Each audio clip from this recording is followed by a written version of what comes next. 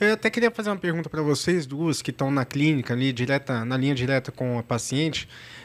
Vanessa, você falou da paciente que assim não quer realmente, não pretende ter filhos. Vocês lidam muito com essa paciente que não queria ter filho e lá na frente agora ela está querendo, né? Então é importante também, já que a gente falou de congelamento de óvulos, talvez esse seja o melhor público para a gente indicar o congelamento de óvulos. Olha, você não quer, mas você não sabe se daqui a Vai mudar alguns de anos isso ideia. vai mudar de ideia. Né? Embora a gente planeje não ter filhos, eu conheço várias pessoas que sempre falaram assim, não quero, não quero. Aí, de repente, a cunhada engravidou. Aí ela começa a conviver ali e fala, opa, eu acho que vai ser legal se eu tiver, talvez, né? Eu não queria muito, mas quem sabe, né? E aí eu queria saber se vocês lidam muito com esse tipo de Eu não situação. sei você, eu não faço só reprodução humana também, né? Acho que a gente tem esse viés. A paciente que chega mais velha, que diz assim, eu não queria ter filho, agora eu mudei de ideia. Você escuta essa história o dia inteiro. E aí você vai sair com aquilo na cabeça, dizendo, nossa, todo mundo que disse um dia que não queria ter filho se arrependeu. Aí, né, essa vai ser a história. Mas eu atendo muitas pacientes com mais de 40, 50 anos, na menopausa, enfim, maravilhosas, bem resolvidas, que não têm filho. E eu pergunto, você não quis ter filho ou você não conseguiu ter filho? Eu falo, doutora, eu não quis. E você é feliz com isso? Você se arrependeu? Muitas, a maioria diz, não, nunca me arrependi, tô bem. Então, não é verdade que toda mulher que também decide não ter filho um dia vai se arrepender. Sim. Mas a gente vive num ambiente muito enviesado da reprodução humana assistida, né? Que é o nosso dia a dia de pegar essas pacientes correndo atrás ali dessa decisão meio tomada de última hora. E eu acho que, às vezes, algumas pacientes são felizes com a sua decisão, mas a imposição da maternidade, às vezes, é tão grande que ela começa a se questionar. Então, eu tenho pacientes que falam a mesma coisa. Não, não quero ter filhos, nunca quis ter filhos, mas minha família me pressiona, meu marido me pressiona. Então, a paciente está bem resolvida. Às vezes, as pessoas em volta dela que não estão bem resolvidas com essa decisão, né? Eu acho isso importante da gente diferenciar também. Sim, e eu acho que é justamente isso que a gente está discutindo hoje, que é levar a informação. Contanto que a pessoa tem informação das possibilidades dela, né? Olha, por mais que você Decisões planeje... conscientes, né? Exatamente. Então, assim, olha, hoje você tem possibilidade de usar um método contraceptivo e você tem possibilidade de congelar seus óvulos e tem possibilidades inúmeras aí, né? Então, o que você quer fazer com essa informação? Né? E será que essa informação está chegando a todas as mulheres?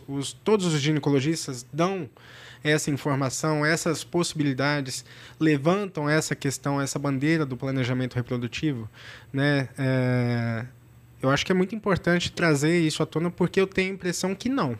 Né? Muitas vezes o ginecologista, na grande maioria, está na correria do consultório, né? vai investigar, vai fazer a rotina básica ali, vamos dizer, né? Muitas vezes. Se você não demandar isso para ele, será que ele vai te trazer isso? Tem tantas coisas, né, para se pensar realmente. Eu acho isso, eu acho que a nossa função é a informação. A gente está na era da informação, mas muita gente ainda não sabe, com certeza, né? Da finitude ali do potencial biológico reprodutivo, né? Que a raça humana é uma das poucas espécies, né, que vive além do seu potencial reprodutivo, né? Então, tem um conceito também que as pessoas acham que até a menopausa eu sou fértil. Minha mãe parou de menstruar com 50 anos, então eu posso engravidar até os 50 anos.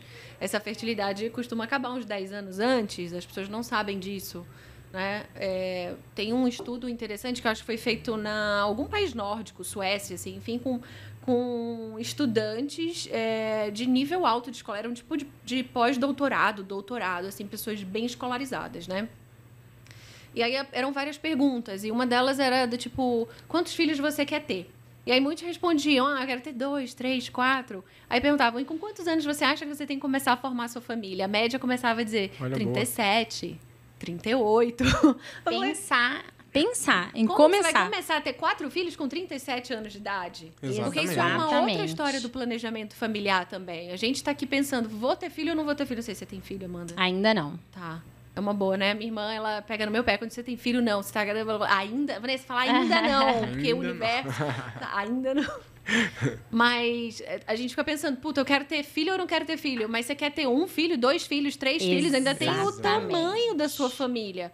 E a gente tá começando a iniciar a família muito tarde. Exatamente. Então é uma coisa que a gente tem que se preocupar. E talvez o congelamento de óvulos também ajude no tamanho dessas famílias, que um dia a pessoa pode ter sonhado com uma família maior. Porque é isso, eu acho que a gente fala muito sobre o primeiro filho, mas a gente esquece. Porque tudo bem, a paciente quer ter o primeiro filho com 37, 38 anos. Ok, mas e o segundo? E o plano do terceiro? Eu atendi uma paciente hoje, antes de vir pra cá. Uma paciente médica, então a gente fala dessa questão da informação, a gente não precisa ir muito longe. Essa minha paciente era médica. E aí, na consulta, ela tava com uma carinha meio assim, no caso dela era infertilidade, não era preservação social nem nada disso, mas ela tava com uma carinha, sabe? Eu perguntei, você entendeu? Você tem alguma dúvida? E ela falou assim, eu tô me sentindo culpada por ter deixado tanto tempo passar. Assim, por não ter me tocado de que o tempo era tão importante. Então, eu acho que isso a gente está falando de alguém da área da saúde, que teoricamente tem esses conhecimentos, né, na mão ali, em algum momento foi exposta a esse tipo de conhecimento, mas é muito mais do que só você saber, eu acho, sabe? Assim, é você se colocar ali naquele lugar e falar, não, eu vou falar sobre isso, eu preciso pensar nisso na minha vida, assim. Então, eu acho que é realmente sobre levar informação. Eu acho que quando a paciente sabe, se eu deixar passar de tal idade, se eu chegar nesse momento da minha vida, eu não vou mais engravidar, e para mim tá tudo bem, eu acho que ótimo. Agora, você chegar nesse momento de frustração, sabe? De eu deixei muito tempo passar, eu acho muito difícil. Então, uma pergunta-chave aqui para vocês. Quando que a paciente deve pensar sobre esse planejamento reprodutivo? A partir de qual idade que seria o ideal para ela tocar nesse assunto? Você diz congelamento de óvulos, especificamente? Não, tudo, né? planejamento. Quando ela tem que buscar essa informação, já teria que ser desde nova, teria que ser alguma coisa que ela deveria aprender no colégio. Eu acho. Eu acho também. Eu acho que é um assunto que tinha que ser de casa, mudar o diálogo, que vem da mãe, que vem da avó, o nível de cobrança, tudo, né? É complexo.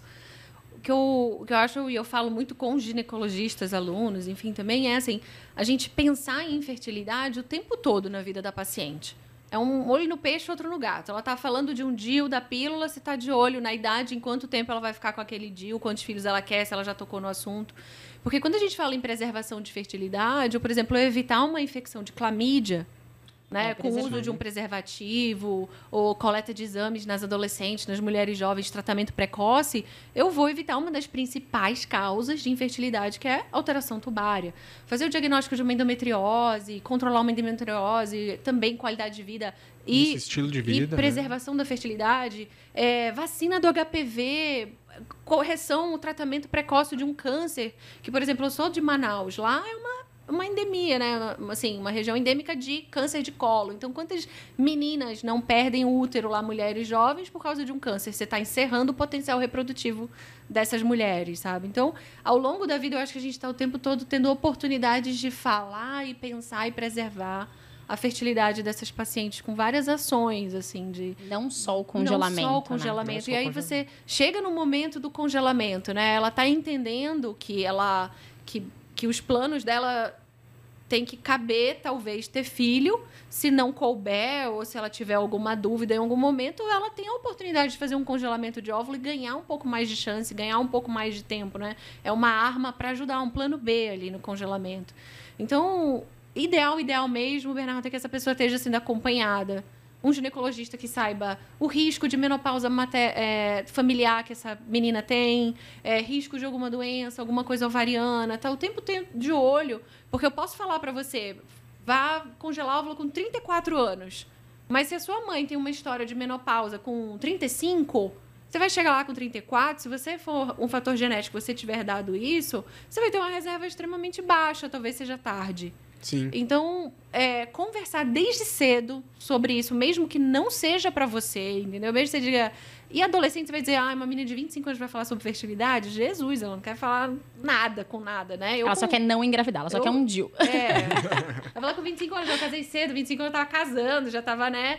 Mas se alguém falasse, engravidar também, eu tava colocando um DIU, adiando, achando que 10 anos ia passar em 20 anos, em 30 anos, não assim, né? Em 2. Em 2. Exatamente. Passou 10 anos. Né? É verdade.